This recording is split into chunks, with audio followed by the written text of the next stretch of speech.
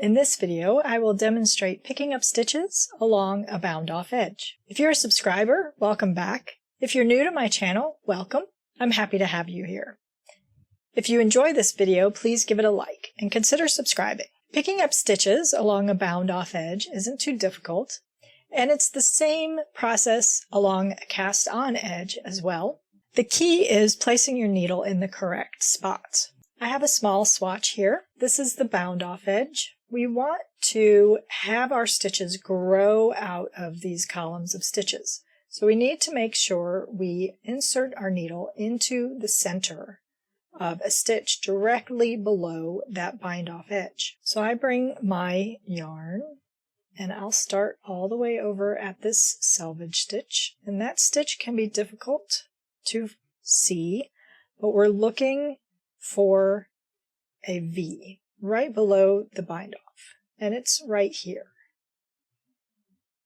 So I can see my bind-off stitch right there, both legs, going from front to back.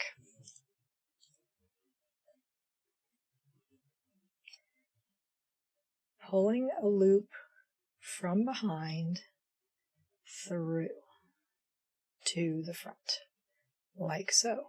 Now I go to this next column of V's, and right there, get that tail out of the way, yarn over the needle, pull a stitch up. So the yarn is behind and the stitches come through the fabric to the front. And I go to the center of that next V, to the back, pull a loop up, like so. That is all there is to it. And so the process is exactly the same on a cast-on edge. You want to find those V's and go into the center of a V, not in between. That'll give you what's called the dreaded 11s. The stitches bunch up together. I'll show you what that would look like. So this is our desired outcome. If you go in between stitches, like so,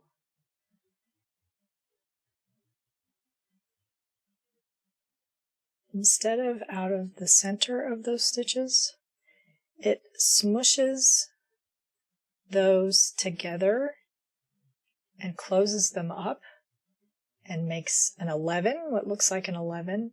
And that's not attractive. We want to maintain the openness of the stitches, not pull them together. So these are what's desired, not these.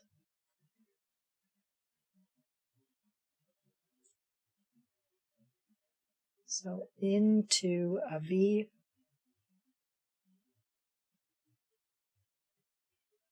then into the next V.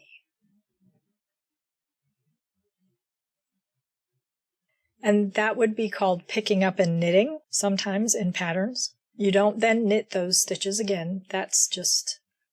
They're just saying that you're picking up knitwise with the right side facing so that you end up with what looks like a row of knit stitches on your needles. If instead you were to be picking up purlwise with the right side facing, you would pick up from behind.